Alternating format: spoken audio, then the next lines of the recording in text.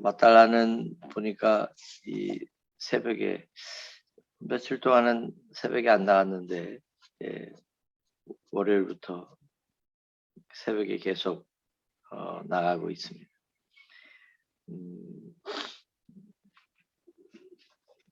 자, 오늘 우리가 읽은 본문 말씀에 보면 예수님이 부활하셨지만 믿지 아니하니라라는 말씀이 두 번에 걸쳐 나오고, 예수님이 그들에게 친히 나타나셨을 때 그들의 마음이 완악하고 믿지 아니한 것을 꾸짖으셨다라고 말씀하고 있습니다. 막달라 마리아가 예수님을 만나고 그들에게 얘기했지만 그들은 예수님이 살아나신 것을 믿지 않았습니다. 예수님이 분명히 말씀을 했고, 그리고 예수님이 수많은 기적과 또 심지어 죽은 자, 예수님이 마지막 부분에서 죽은 나사로도 살리셨습니다. 나는 부활이고 생명이니 나를 믿는 자는 죽어도 살 것이다. 살아서 나를 믿는 자는 영원히 죽지 아니할 것이다. 부활의 주님을 말씀하셨고, 그리고 부활을 약속하셨고, 그럼에도 불구하고 그들은 부활을 받아들이지 못했습니다.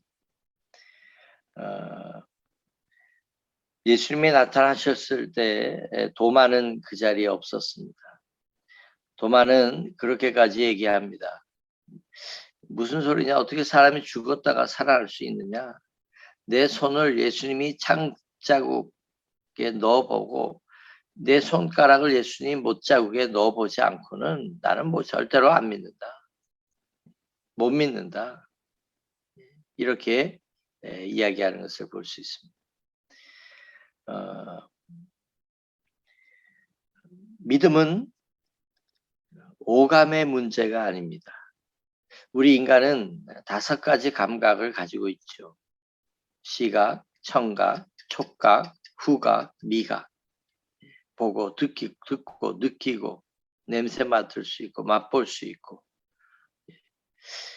만약에 우리가 예수님을 우리 눈으로 봤다 할지라도 우리의 믿음의 삶이 크게 달라질까요? 저는 이 생각을 하게 되었습니다. 믿음의 문제는 오감의 문제가 아닌 거예요. 내가 육신의 눈으로 보았기 때문에 내 인생이 완전히 바뀌어지고 그렇게 되는 게 아니라는 것이죠. 제자들 중에는 부활의 주님을 만났어도 그들은 시큰둥하고, 그들은 부활의 주님을 만났어도 감히 나가서 예수님이 부활했다고 증거하지 못했습니다. 고기 잡으러 다시 간 사람들도 있었습니다. 믿음의 문제는 오감의 문제가 아닙니다. 믿음의 문제는 영적인 문제입니다. 우리 인간들은 영과 혼과 육으로 창조되었습니다. 우리 영혼의 영역에서 예수님을 보고 느꼈다 할지라도 영적인 부분에서 예수님에 대한 확신과 체험이 일어나지 않으면, 성령의 도우심이 아니면 우리는 진정한 변화가 일어날 수 없다라고 하는 것입니다. 자, 믿지 아니하는 제자들에게 예수님은 오늘 세계 선교를 말씀하십니다. 너희는 온 천하에 다니며 만민에게 복음을 전파해라. 그렇게 말씀하십니다. 이게 가능합니까? 믿지 않는 제자들, 연약하고 그런 이런 제자들에게 세계 선교를 말씀하고 있어요.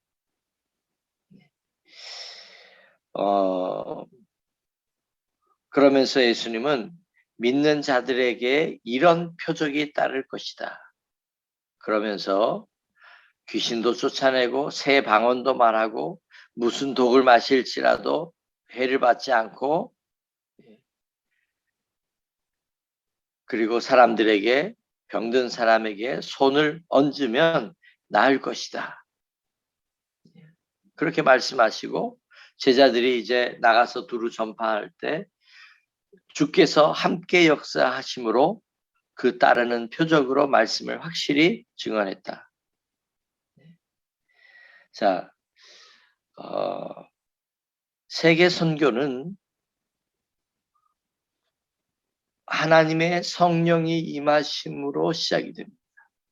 예수님이 사도행전 1장 8절에 말씀하신 것처럼 오직 성령이 너희에게 임하시면 너희가 권능을 받고 예루살렘과 온 유대와 사마리아와 땅끝까지 이르러 내 증인이 될 것이다. 오직 성령이 너희에게 임하시면 이라고 말씀하셨어요. 저는 이제 우리 내일부터는 이제 마가복음을 마치고 사도행전으로 넘어갈 겁니다. 그래서 내일부터는 사도행전의 말씀을 가지고 말씀을 함께 나누려고 합니다. 자, 믿음의 문제는 하나님의 영이 우리의 영 가운데 임할 때에 우리 속에서 믿어지는 역사예요.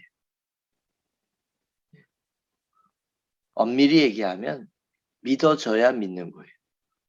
내 속에서 믿음이 성령으로 말미암아 역사해야만 내 믿음이 확신 가운데 거하는 거예요. 그 전까지는 내 머리에 머물러 있는 것입니다.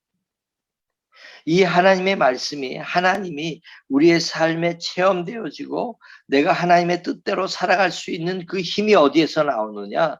성령의 역사하심 가운데 나온다는 거예요. 그러면 우리는 이런 결론을 내릴 수 있어요. 내가 내 힘으로 신앙생활 해보려고 하는 것을 내려놔야 되고 성령을 붙잡아야 돼요. 성령의 도우심을 입어야 됩니다. 성령의 충만함이 아니고는 하나님의 뜻대로 살 수 있을까요? 없어요.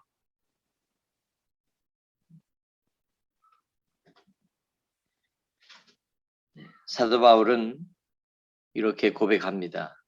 내 말과 내 전도함이 지혜의 고라는 말로 하지 않고 다만 성령의 나타남과 능력으로 한다. 너희가 믿을 때에 성령을 받았느냐? 예수님의 제자들이 복음을 전할 때에 나타나는 현상이 뭐였죠?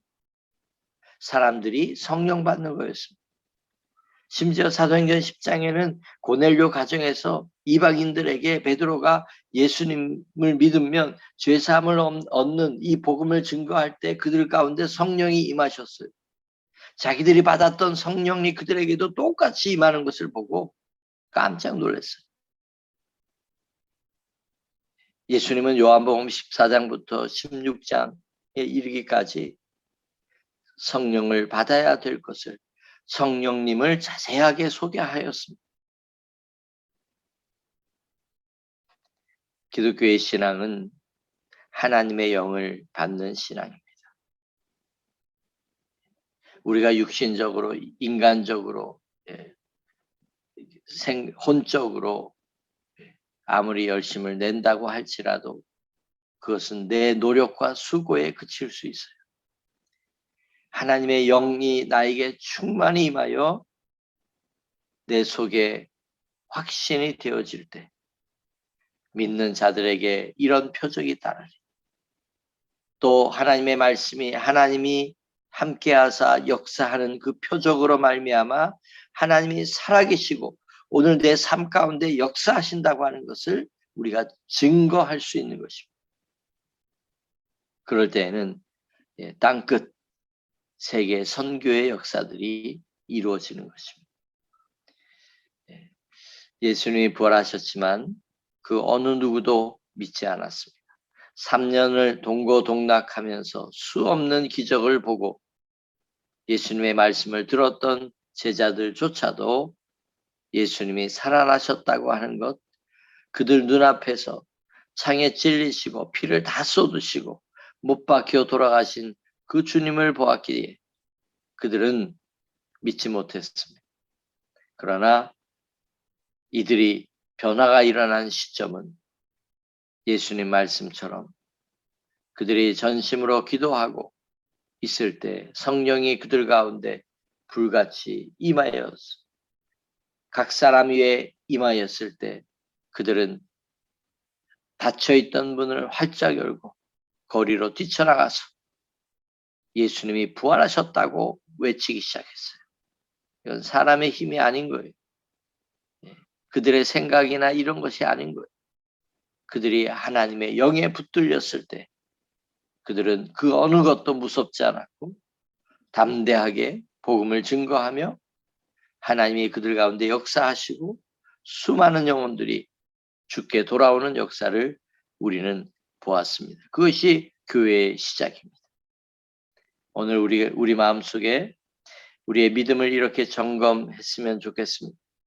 우리가 육과 혼적인 수준의 우리의 믿음이 머물러 있는 것이 아니라 하나님이 내 속에서 확실하게 믿어지고 충만하여서 증인이 되는 삶, 그런 신앙생활, 하나님이 내게 주시는 노래가 찬송이 있는 신앙생활, 누구에게든지 담대하게 복음을 증거할 수 있는 신앙생활, 목표가 뚜렷하고 하나님이 주시는 비전이 뚜렷하고 성령이 나를 이끌어 가시는 그런 삶으로 우리가 살 수 있게 되시기를 주님의 이름으로 간절히 축복합니다.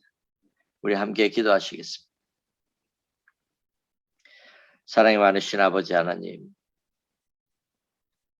믿지 않는 제자들에게 세계 선교를 말씀하시고 정말 그대로 성령이 그들 가운데 임하였을 때 그들이 세계 선교를 감당하는 제자들이 될 수 있는 모습을 보게 되었습니다. 아버지 하나님, 믿는 자들에게 표적이 따른다고 하였사오니 저희들도 하나님의 영에 충만하여 육적이고 혼적인 신앙생활에 머물러 있는 것이 아니라 하나님의 영으로 충만한 신앙생활로 어서 속히 변화될 수 있도록 인도하여 주시옵소서.